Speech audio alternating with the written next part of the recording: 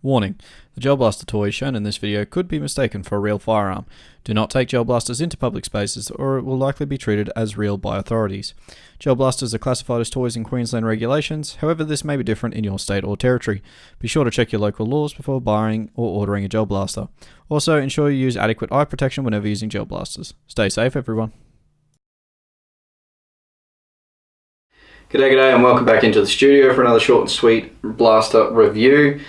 This time I do have the new nylon Desert Eagle made by RX or Renjang. I'll get into that in just a moment. A couple of things. One, I hope you guys are enjoying this. I am going to somewhat compare this to the Glock for a few reasons, mostly because small form factor, automatic mag feeding pistol.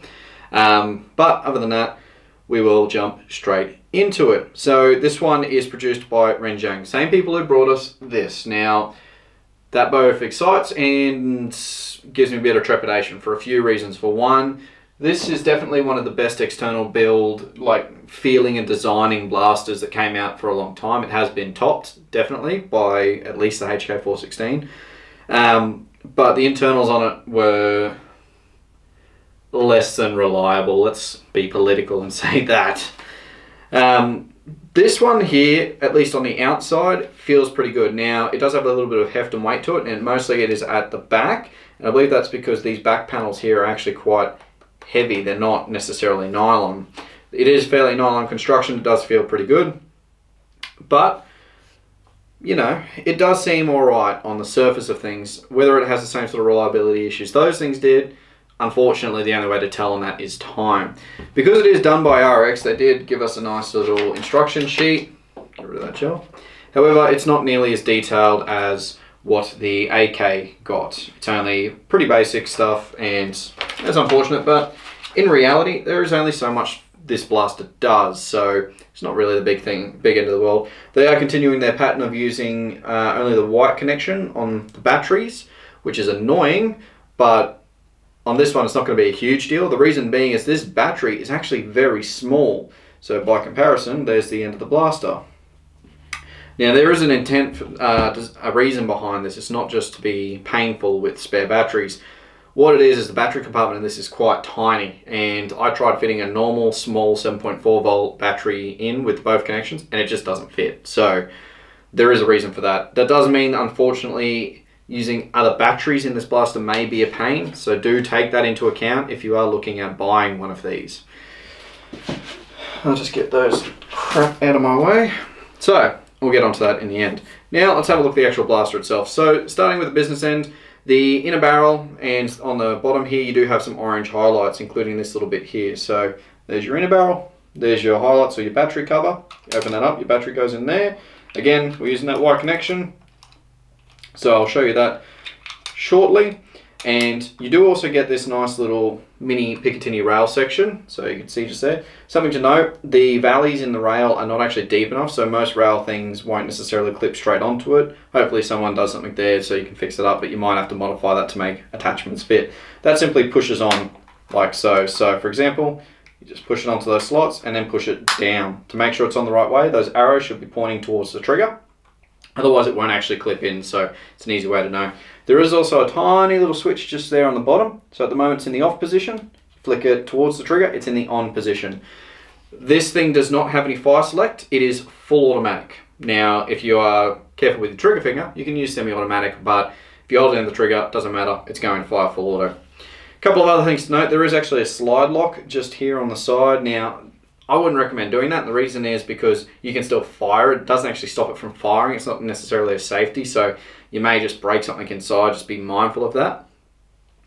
And then obviously your trigger. Now your trigger does have quite a decent amount of pull. So for example, I'm pulling and that's where the switch engages. So you've got all of that before you even get to the switch. So that's annoying. Not the worst thing, but that's all right. We'll keep moving along. Now something to note about this top section to here.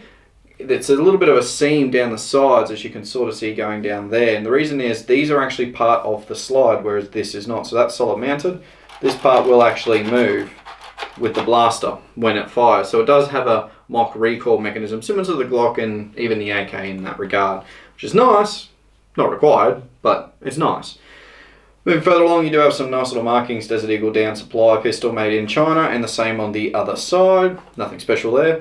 You also have some grooves in the side of the rack here for where you would grip it to try and rack the slide, with some other molded in bits like that. The hammer as well is molded in, doesn't actually do anything, it's on the back of the slide. You do have your little iron sights, such as the main one at the back with your little front prong there, so I'll try and show you that as best I can. Cool. And then we are on to the trigger guard. Now the trigger guard's fairly small, it's actually kind of contained, which is good in most cases, although I could see someone with bigger fingers and gloves having a few issues with that, so be mindful of that.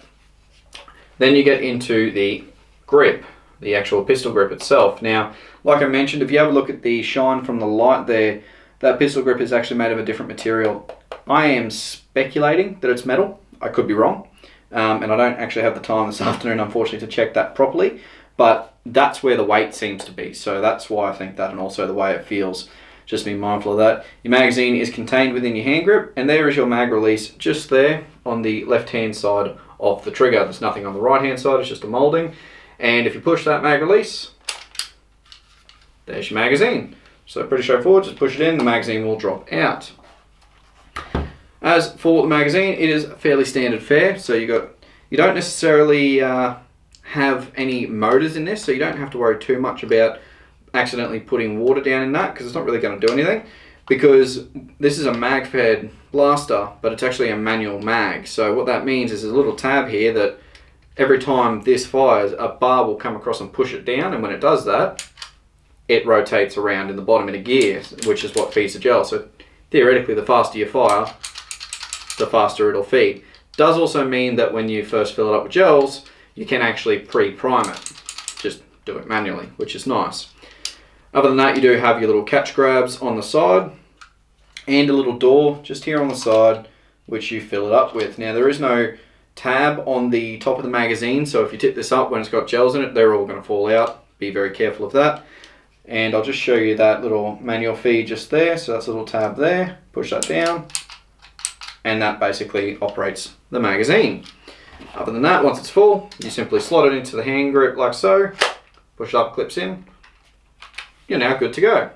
So it is fairly straightforward, fairly basic. So what I'll do now is I'll set up the chrono, I'll give it a quick chrono test to show you what it's actually putting out, and I'll also head outside and give you a quick little 10-meter accuracy test like I did with the Glock. Hey guys, just something I quickly want to interject with this blaster pistol. This blaster pistol I did not buy. This was supplied to me by Central Queensland Blasters, or CQ Blasters, for the purpose of doing this review. So I do have to give this back, it's not mine. I just wanted to give you full disclosure on that one. Now, the CQ Blasters team, I've already gone through with them. They're quite happy and they understand that I'm going to be honest whether I like it or not. So just be mindful of that. Now, you can pick this up from their store. However, be aware that they are based in Central Queensland. So that means Gladstone, Rockhampton in the Queensland state. So if you're not nearby that, it's probably not necessarily going to be the best option for you. However, you definitely look into that or send them a message on their Facebook page. What I will do is in the description below, I'll leave a link to their Facebook page. So that way, if you are looking to pick one up, you can potentially organise to grab one from their Rockhampton store or message them and sort out a pick up from another area if able. So enjoy that. Hopefully you guys enjoy this. And if you do like it, that is an option for buying it. Alright, so something I'm just going to quickly show you is, for one, when you're putting the magazine in, that little tab that feeds the magazine, it can actually get stuck because it protrudes a little bit from the side of the mag. There is a slot cut in the bottom. Just be careful on that when you're changing mags on this, you don't want to break it. The other thing is battery, like I mentioned, only has that white connection, so it's pretty straightforward. Plug it in as per usual. You do charge it through that same white connection, and then you should be able to just chuck the battery in as it sits. Put the wires in first, jammer all in there. Yeah, it's going to be a pain, isn't it? Of course it is. Why would it be simple? Simple is too easy. That's not very entertaining, is it? Alright, I got it in there. Mostly. It is a bit tight, but that's right. So, we are now live. Let's see what we get.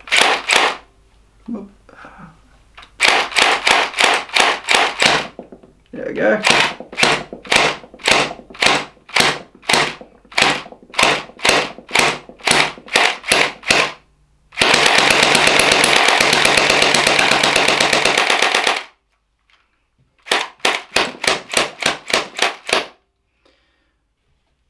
Alright, the results there are a little bit all over the shop if I'm honest, but I'm wondering if that might be these gels. So these are actually the heavy gels, but they've been sitting in my container for a little while, so maybe they're just not very good. I didn't think it'd be the case that that was it, but I don't think it is, but it could be. So varying anywhere there between 130 and 150, so that's still not bad in reality. It's a pretty good average overall. So if we just have a quick look at the spread, yep, there you go. So yeah, with a couple of low markers there, it's still not bad. If we scroll down, yeah, a couple of random bad ones, but most of them aren't too bad. So all in all, not bad performance for a pistol. It is on par and occasionally spiking above the performance of that Glock. So that's something to take into account if that matters to you.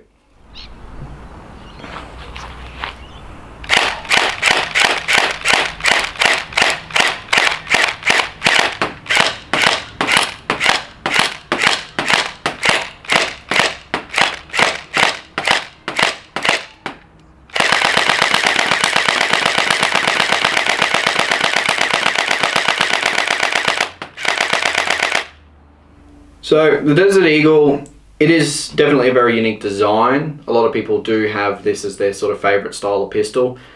Me personally, I think it's a bit big. That is what it is. I much prefer something tighter and smaller form factor. But again, like I always say, personal preference is king. I can understand why you would like to run around with one of these because it would be kind of cool. That's fair enough. You can get holsters for these as well. I have seen them. In fact, one of my friends who used to play with us actually would run around with 2 of these at any given point. So you can do it, definitely. It is not a bad thing or necessarily and not available as an option during skirmish games, that sort of thing. It's definitely doable.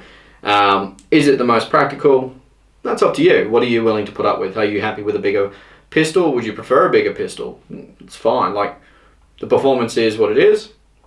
You ultimately need to make that decision. You're not going to be any worse off or necessarily any better off than someone, say, running a Glock. Now, just as a bit of comparison, I will show you the differences in the size. Alright, so this is my auto mag-fed Glock 18 like I showed you in the last review, and for a comparison on the size, there you go. So the Glock you could almost entirely contain within the Desert Eagle without too much drama, and you'd still have plenty of space. Does that mean that the Desert Eagle is better? Not necessarily. It's different. The magazine might have more capacity, but anyone who's used one of those Glocks knows that the mag capacity on those standard mags is woeful anyway, so it's not really that big of an achievement. So definitely not a bad option. Recommended accessories, to be honest, it depends what you're going to use it for. If you are planning on running like this and a shield maybe, probably want to grab a couple of magazines because you're going to get through those mags pretty quickly. I don't know necessarily if the old hop-ups and stuff that were for the old Desert Eagle would fit this. I would recommend checking that out before you spend any money on that part of it, purely because it is a different design. It may actually be different in more ways than one, meaning a lot of those might not work. Just be aware of that. The other thing is 11 volt battery. I would not risk an 11 volt battery in this, purely because if you do break something internally, it may be a pain to get it fixed, if even doable. So I don't know how much of a pain it is to work on these things. If it's anything like the Glock, it's probably not great. So I would recommend sticking with the 7.4 volt. In reality, the 7.4 volt fire rate is not actually that bad, and when you've got a limited magazine, you don't necessarily want a super fast fire rate anyway. So I think as it sits, it's actually not bad, and if you did buy it because you like the shape and whatnot, you'll be happy with it ultimately. So I do hope that the reliability of these things turns out better than the last blaster that RX delivered to us, but you never know. Unfortunately, I can't tell you on that. Only time will tell us that information. So that's all I've got for you today on the Desert Eagle, the Nylon RX Desert Eagle. Tell me your thoughts below. Do you like it? Are you a fan of the shape? Do you think it's a bit too much? Do you think it's perfect? What would you use it for? Like, what would your setup be? Would you use it as a sidearm? Would you use it as a main? Would you go dual wield? I don't know. Tell me some crazy stories down below. I'm happy to hear and see what ideas you guys come up with. And tell me your thoughts, whether or not you think it would necessarily be worth the money or if there's a better option elsewhere. Moreover than that, if you are enjoying these sort of short and sweet reviews, just let me know down below. I am going to keep doing them because for some of these blasters, doing full reviews is just not practical, like I've mentioned. The other side of that is if you do like the review, feel free to give it a like, comment down below, share it to your friends, especially if you know anyone who might be interested in something like this. If you do have an issue with anything, again, comment down below, happy to hear your thoughts. And subscribe to this channel if you're not. We are not all that far away from 2,000 now. I'm not going to do something super special like I did for 1,000 because that was kind of a big milestone. But I will do something. So just be mindful. Don't worry, I'm not going to torture you with the Spandex Man Kings again. At least not this time. I'm not going to say never because knowing my friends and alcohol, we'll probably end up wearing them again at some point. As much as I'm going to hate that. So if you'd like to see me in those, feel free to subscribe. I'm probably just going to lose all my subscribers now. But that's all I've got for you today. So hopefully you enjoyed that. Hopefully it was informative to you. Let me know your thoughts down below. Like I said, like, share, comment, subscribe, all that wonderful good stuff because YouTube is YouTube and that's what YouTube does. And I will, as always, catch you next time. I think I'm just too short for this thing. I mean, I'm also fat, so that sort of counteracts.